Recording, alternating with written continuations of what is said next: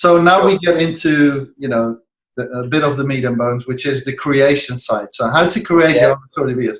I know everybody's really keen on this. I'm very keen. I'm excited to hear, obviously, what you have to say. So I've got a few things written down here, and maybe would you like to start maybe first with equipment, because as you were saying, the entry point has been lowered into the market now. We don't need £10,000 of equipment nowadays to get into the game. So talk us through some of the options available in terms of equipment and how we can maybe get into video production at for the budget level to maybe a little bit more advanced level. Yeah, sure. So I think at the very, very base level, you're going to be looking at having your using your webcam on whatever computer you've got. Like we are now. I think at a real exactly, I think at a real base level, that's the stuff you're going to be looking at, because the technology is not needed to be worried about. It's already there. You can get a USB microphone, perhaps, to just plug in straight into your laptop or computer, just to clean up that sound. Just a little bit, especially if you're talking or working in a noisy, if you're working in a noisy environment. But I think at a really base level, you're not going to be looking at needing to be spending pretty much anything. To just get going, and that's just put yourself in front of the camera, in front of your webcam, and just talk. And I think a lot of people fear this and fear that way of doing it, because they think, well, it's not going to be very good and it's not going to be very professional. But you have to bear in mind that this is a process, and nobody is perfect or brilliant the first time. Sure. So even if you're using your webcam to record yourself and watch it back, to go, well, actually, I can, I'm sure we'll touch on this later in terms of reviewing the content, but in terms of then having a look at your content and going, well, that I could improve there, and just getting used to speaking to nobody. Like we're fortunate now where we get to speak to each other. But if I was to go away, or you were to go away and record some authority marketing videos that position you as an expert, you are going to be generally talking to your camera or to your computer, and that can take a few repetitions to just get used to. So I think at a base level, to just go back to your question, at a base level, I think you're looking at your webcam in your computer and maybe a USB microphone. I think the next level up would be using your phone. I'm actually using my phone today on like a bendy monopod with a little light. So the next stage up would be to use your smartphone. The quality in these cameras these days is phenomenal. Even compared to 10 years, every single year, the cameras are vastly, vastly upgraded. And I think actually for somebody serious about authority marketing videos, if they could get themselves in a controlled environment with a nice clean background, some good audio, and a little light, I think actually using your phone would be good enough to then publish that content out. You don't need to be actually going out buying a camera with a lens, which would actually then be the next level up. You'd then be looking at investing in some sort of camera with a lens, with a lighting setup, with some backdrops. That's almost like a mini home studio is where you would be looking at next, and even that really would be fairly novice level. But I think most people watching this today could get going immediately. We always say, don't we, Giorgio? Done is better than perfect. It's something that I like to live by. If you spend your whole life perfecting the one thing that never gets to see the light of day, it's no good to anybody. Do you know? So I think people can just get themselves in front of the camera and give it a go. Yeah. So when we're talking about sound, can you just explain to the listeners the type of microphone they can use and how inexpensive it is and where they can get it in terms of... Yeah, of course. We're talking about the base level here. Yes. Yeah, so USB microphone, a really basic one that you can just plug into your laptop would probably set you back about £15. Okay. Maybe. And for the mobile phone, so if they want to plug in something to the smartphone to improve the so it's actually really, really good. So with iPhones, you get the headphones that have the little microphone in them. So you can just plug your headphones in with the little mic, and that will record very nice quality sound. I say very nice, not in comparison to having a proper setup, but in terms of being able for you to just be able to get your content out there with little investment and time, then you can get going straight away. Today I'm using my JVC headphones, which are connected to my phone via Bluetooth, and they have a speaker in as well, and a mic. Sorry, they have a microphone in. So I'm just talking, and it's picking up my voice So I don't need any attachment on on my phone. So even then, there's a very little investment, even at kind of that medium beginner level. It's good. Excellent. And in terms of the lapel microphones, is that a little bit dependent on the distance as well? So it depends how far you're going to be away from, or? No, so the lapel microphones that we'd be using at this level, we wouldn't be using anything that's wireless. Yeah. That when you're using wireless, like they use on the TV and the higher production broadcasts, you're going to need a proper camera to be able to feed that audio back into. Like a camera with a lens, a DSLR, an actual video camera with the correct inputs that you can connect the microphone to, or the receiver. But in this instance, you can buy lapel mics from Amazon that go into your headphone port on your phone, 3.5mm jack. You can pop it on to your shirt. You got one there? I think I've got one here, just so to show perfect. people so they know what they look like. So this is, let's have a look here. Is that the one? Here. So this is one I bought. I mean, I'm not promoting a specific brand or anything, but it just looks something like this. I did. That is a good brand, though. It is a good brand. That's a good brand, guys. We're not getting paid for this, but it's a good brand. It's fairly inexpensive as well. So it looks like this. So this is a single one. I have another one, which is a double one, which is if we were doing a face-to-face interview, we would both carry one, and it feeds in there. Then a little extra that I managed to pick up from eBay, because I've got the iPhone 10, and the iPhone 10, obviously now with the new iPhones, they got this. That's right, lightning port, audio, and this is a little connector that connects it back to a normal jack. So you can then connect your jack plug-in into that one, and then this, I don't know if you can see it, sorry, this goes in there, and then this goes into the base of your phone. So there is solutions for every every problem you have, and if you go on eBay, I think you can find most of these things. They're fairly expensive. I think absolutely, quid or something. Yeah, absolutely, that's right. And it's fantastic because as soon as you get a lapel mic on, it's only going to be picking up your voice. Any kind of ambient sound, anything that's going on kind of in the background, your phone mic will pick up everything in a 360-degree field of view. So you need to find yourself. You need to pop yourself into a quiet spot, quiet spot of the house. Tell your kids to be quiet. That sort of thing. Tell the neighbours to turn off their lawnmower. All of that kind of stuff. But with exactly. But with a lapel mic, you're really going to get better quality. But obviously, I'm thinking about for your your audience at kind of just getting in at that level. There will be people that are already doing videos and already have all this gear. But when you see people with that, if you've never done it before, it can be a little bit overwhelming. You think, God, how much have I got to spend? Or I don't know, how do I get all of this stuff? Well, if you've got a phone and a pair of headphones with a mic or a quiet space in your house, then I mean you're good to go. Yeah. So we can start with a computer with a webcam, USB microphone maybe to improve the sound. We then got the smartphone, either with the headsets if it's an iPhone or Samsung, or you can use a lapel microphone, which we just saw. It's like 15 to 20 quid, very inexpensive. And then the next level up from that, if you want, is like a DSLR camera. So you're talking a separate device, maybe, what is that, 500 to 1,000? Yeah. I think on a good day between 500 and 1,000. Yeah, I mean you could pick them up second hand. Yeah, you could buy cheap. And then you could use a lapel microphone on that again. So that would be absolutely. That's the 3 levels basically. Yeah, I would say so. Yeah. Perfect. Okay, so in terms of video formats, obviously we're using a landscape here, and I know some people use there's other formats there. Could you talk us through the basic formats that are out there right now in terms of the video formats and how each one is used? Sure. So I think just to clarify, in this discussion of format, you mean whether it's vertical, square, landscape, like the actual aspect ratio? Yeah, the format ratio, of the. Yeah, of course. No, not at all.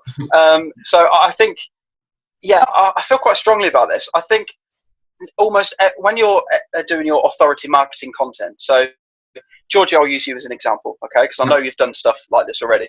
You've got 200 questions, 200 bits of content that you want to film. for example, you've got each one is talking about a particular area of your business and your expertise, but you're getting it across in your own way. Okay. So in that scenario, I would categorically say always shoot that in landscape. Set your camera up on a tripod, make it nice and still. You know, you can buy, like I said earlier, I've got a little clamp which has got a little phone clip on it, and just above there, just above the camera, is a little ring light. This costs $11.99 off Amazon. Yeah. Plug it into USB port on your computer, and you've got a little home studio ready to go. So I think in regards to that expert positioning, you're going to want that better quality. Okay. So you're going to get that by having it. You know, landscape is the perceived norm. People expect to see polished landscape videos. Yeah. Portrait though does have a place on places like Instagram, where Instagram is a mobile only app. So you can't post to Instagram from your desktop or laptop. You can only do it from a device. How do we hold our devices? Portrait, 90% of the time. Yeah. So what you're doing if you're posting content specifically to, say, Instagram, or if you're a heavy social media poster, actually using portrait can be a benefit to you, because most people are viewing content like that, like social content, on their phones, and therefore you're going to take up more of their screen. So you're going to have their attention for longer. They're going to be less likely to scroll past you. That's the key. But for this type of content, for the authority content, right? Yeah, it is. It's pretty much full screen. Yeah, but for authority content like this, you never ever want to do that. That's really naughty. Yeah. Really naughty. Yeah. Experience straight away. Like, yeah, whichever one you do choose, just stick with it. That's that's done is better than perfect. That's fine. But I think go for landscape most of the time when you're filming content that you want to put out there that's going to position you as an expert. And for other types of content, so if you're out walking the dog and you go on Facebook Live, for example, like a lot of people do, and they've got a thought of the day and they want to talk about business and they're walking their dog and they've got the headphones in, completely acceptable to use portrait. Sure. Because most people, again, looking on social media, are going to be on their phone, so you're going to capture you're likely to capture their attention more. And obviously, as with everything, it's always more likely, less likely. Nothing's ever a dead cert, but these are just the basic practice you can follow for sure. Okay.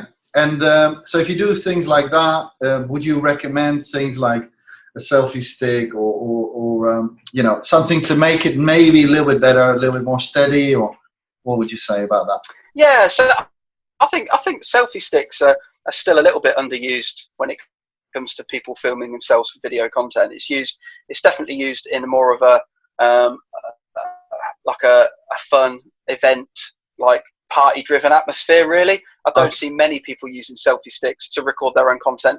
They're either they're holding it at arm's length, or you can get devices that you can slot your phone into that will keep it steady, like little gimbals, that you can drop your phone into, and it will keep your phone really, really steady. But again, that's like kind of doing your own. A gimbal, if you can just explain I know what it is. Yeah, it's a steady. Yeah, of course. Of course. At a normal domestic. It's like a handheld. Yeah. Yeah, it's like a handheld Steadicam. You can put your phone into it, and you can move your hand backwards and forwards, left and right, jump up and down, and it will keep your phone steady and kind of on the same axis. So, if you just go onto YouTube and type phone gimbal in, you'll see some example videos and you'll see what I mean. And you can get those relatively cheaply as well. Wow. So if you're doing a lot of content on the move, if you're traveling all over the world with what you do, then that might be a good idea as well. Perfect. Because again, we're talking about a technology that used to cost tens of thousands of pounds, isn't it, to get one of those with a belt, and you have to carry it. And here you've got a simple handheld device. It does the same thing. Obviously not as good as that, but it's very close, isn't it? Close enough. Yes, it is. It is exactly close enough. That's what we're looking at. Yeah, definitely. Perfect. Okay. So what about the square format? Is this specific? Is this specific to Instagram only, or is there other platforms that use square? No, you can use. I mean, square is just kind of like an offshoot of the vertical, really. I think it's more of an aesthetic choice, if I'm honest. Yeah. When you're shooting vertical, like complete vertical, you take up the entire phone screen. But square can sometimes have a bit of a nice, like, retro nostalgic feel to it, and it can kind of, I don't know, I like stuff that's shot in square format. I take a lot of photos in a square format, and I think that's just because of the equidistant angles, and it just looks nice. From a practical point of view, again, for your authority videos, I would stay away from it. But if you're doing content live, or if you're posting stuff to social a lot of the time, then Square or Portrait in that instance would just be a preference. Okay, brilliant. Well, we'll have an opportunity to go through that. We're going to do a little critique of a few of my videos at the end of this, so I'll be preparing myself for that already. Look forward to that. Okay, so let's talk a little bit about. Well, I just want to interject something there we've spoken about earlier, and I think it's very relevant because everybody's, when they're starting, they're a bit concerned about doing authority videos, and it's because, oh my gosh, what are people going to think about me, right? Am I going to get shot down in flames? Are they going to think I'm an idiot, or I'm going to come across the wrong way, etc.? People think these things. It's called the imposter syndrome, right? And yeah, that's right. In an industry like the chiropractic, boy, if there's one thing that a chiropractor fears, is what another chiropractor is going to think about him. And that's the truth. So it's how it is. So it's something to overcome. But what would you say, to people starting out with video in terms of overcoming that and doing it anyway, and how do you overcome this imposter syndrome, if you like, Yeah, sure. No, it's a really good. It's a really good question. Do you think that's because your industry is so heavily regulated? So do you think then people are worried that they're going to say the wrong thing or be held accountable for something that they shouldn't have said? Good question. I think both. So on the one side, there's always it's a little bit like HR and compliance departments where they can. I've been one, so I know. They can go a little bit overboard. So you're trying to be compliant and you're trying to stay within the regulations, and then obviously there is a danger of going overboard where you don't say anything at all. So you stop having an opinion, you stop having a say, and you don't stand for anything because everything is wishy-washy. And obviously you don't want to be like that. You don't want to be that person. Sure. On the other end, then obviously, I suppose yes, people are careful. So with chiropractic, you got to be careful that you don't talk in absolutes and superlatives. So it's very, very clear. And obviously, this would go for any medical profession, really, or medical-related, health-related profession, because you can't say that this is going to work for everyone. And, those types of things obviously out of the question because everybody's different. You never know the effect that it's going to have on someone until they have it. You can talk generalizations. So you can say, well, in 8% of the time, or for the majority of our clients, you can frame things. So one of the things that is important with authority videos for chiropractic is you have to frame things in the right way. And maybe sometimes give a little disclaimer, just say that this is based on, my personal clinical experience of over 10 years working with clients in these, areas. And you can say what you viewed and observed there. Now, by saying in that way, you are telling the story and still obviously conveying an important message, but you're not actually staking a claim to say this is it. Because to stake a claim in medical terms, you got to have double placebo studies and peer-reviewed research, which really, the average chiropractor doesn't have the time to do all that. So we have to work, in what works and stay in that role. In terms of the other side, the imposter syndrome, they're very fearful of what other chiropractors will. I know this because I work with them all day. And they are always very very what other chiropractors are going to think about them. Whether they, obviously on the one side of regulations, are they going to, can somebody throw me under the bus, if they don't like me? And then also maybe from a peer-to-peer, did I come across all right? Have I maintained my position and status, or, have I actually maybe said something that wasn't quite there? So there's because there will be different opinions. In chiropractic, you have different philosophies about chiropractic, and there's different views, and people have different levels of experience. So there's always going to be some differences of opinion, like in any field. People of course.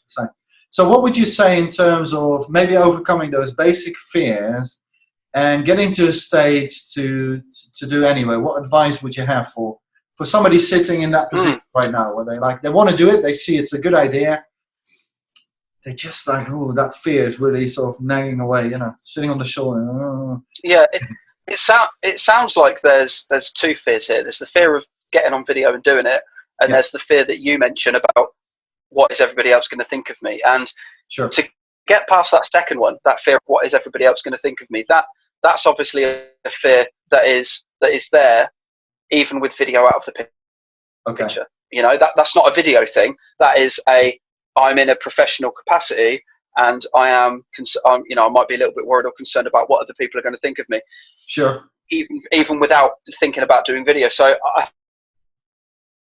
think actually that it goes a little bit deeper there. I think you have to start to be able to overcome that feeling and that fear of, because it doesn't matter what other people think of you. What matters is putting yourself in a position where you become the go-to in your field, right? So I think if you can view that, and if you can look at that key bit of information and say, well, I love what I do, and I want to be the best at it, and I am the best at it, and I want to share my knowledge and experience with others. If you can cling on to that, hopefully you'll sail past that horrible feeling of, oh, what's everybody going to think of me? So I think, so if that can happen at the very start, I think that's really good. But then what's going to happen is then they will start to look at using video and go, okay, I really want to do it. I've got all my content. I know what I want to say. You know, if they've had some good feedback from some of their peers or some of their colleagues. So, but you know, there are so many people out there doing the same thing. Then you really have to look at what is your unique take on this. So you got, you know, like you said earlier, you could argue that because you are bound by legislation, that's not such a bad thing, because you've already got a framework. All that needs to happen now is you need to position, you need to position your content now as your opinion and your thoughts, and why you are the expert mind on these matters. And actually, I think it's really interesting. Actually, I hadn't anticipated that your industry would be, you know, kind of wrapped up in it. Oh, I'm not so sure. I'm a bit concerned about what people think. I know. It's interesting. Ironic. It's very interesting. Doctors of chiropractic. I mean, they are, you know, they have all this study. They know a ton of things, you know. So they know so much about the spine, about the nervous system, and about their profession. And yet, there is that fear. Now, I have one thought about it, and that is, I suppose, you're not making videos for other colleagues to watch them. Sorry, you're making videos for your potential clients to find audience.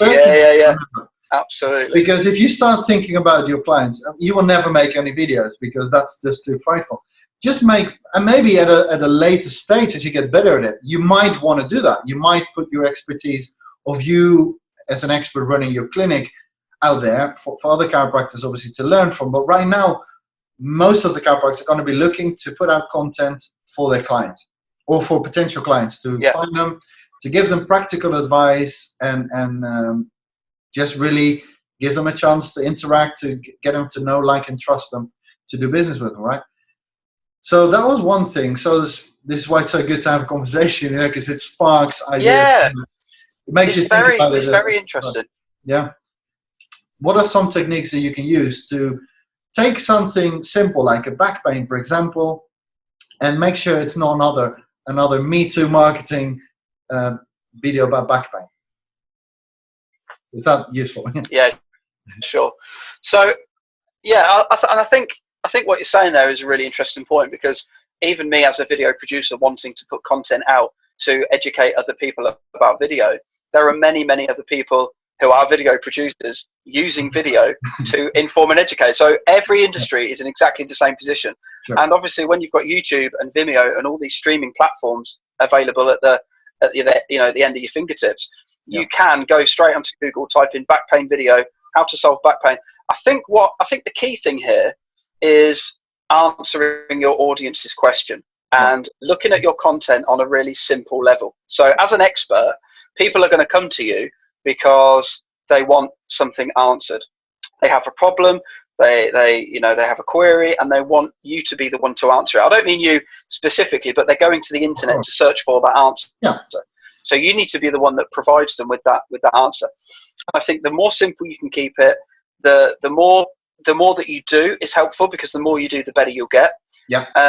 And I think also doing stuff like this, I think a really good tip is to cross collaborate. and get and talk on other people's videos and be involved as a guest in other people's content within your industry, because then that is also going to help start to elevate your position, because you're going to be seen by people that you may not have seen just from your direct audience. The people that you see daily and interact with from your network, you can then reach a whole new network. So it is about exposure as well. But if your content's good enough and people like you and you kind of appear well and knowledgeable on camera, then I think that's a good a ground as any to get started. Excellent. So just to sum that up, here's a very good tip from Jamie here. So why don't you interview some experts in your field? They don't have to be competing chiropractors in your same area. They can be from across the pond. They can be from another county. They can be from another county. So that you're not competing directly, but they may be very good at a specific thing. Maybe it's cervical chiropractic, upper cervical or something. And you can ask them specific questions relating to that. And then by inference, you become a little bit of an expert as well, because you're interviewing somebody who's better than you, if you like, at that particular skill set.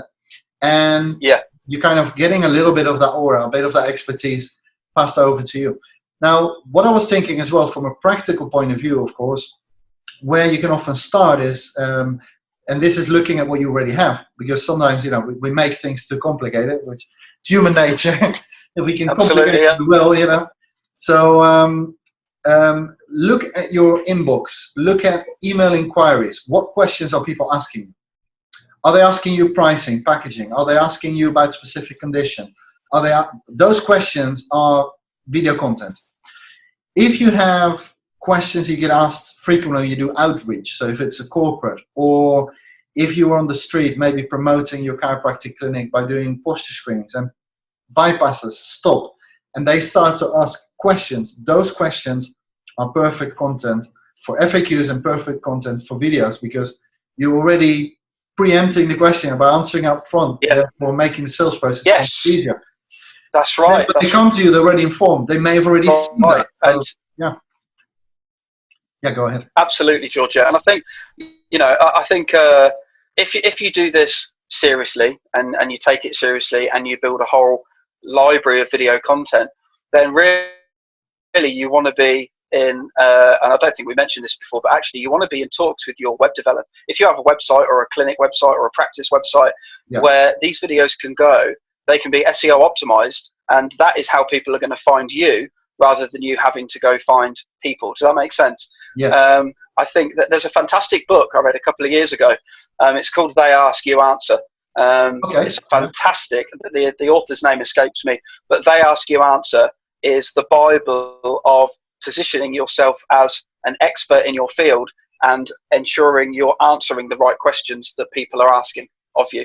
So I would highly recommend, as a starting point, even before you get on video, doing a little bit more, working with people like yourself, Giorgio, on authority marketing. But that book is a fascinating insight into, I think, really, really briefly, the guy that wrote the book, he had, I think he had like a swimming pool business, and he was getting lots of questions on his quotes and questions through email.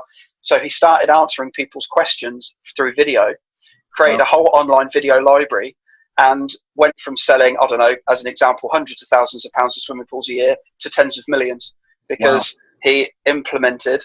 It's an insane story. So it's kind of part biographical and part instructional. Yes, and that is the key. And it doesn't matter. And it doesn't matter that there's 2,500 other chiropractors across the country doing the same thing. There is enough space on the internet for, I don't mean physical space, I mean actual, in terms of viewership and people that are going to see you. It's just you have to stand out, get your message across in a clear way, and don't be afraid. I think that's a really key, alluding to your point earlier. Just don't be afraid of getting involved. Don't be like, another question. No, actually, this is an opportunity.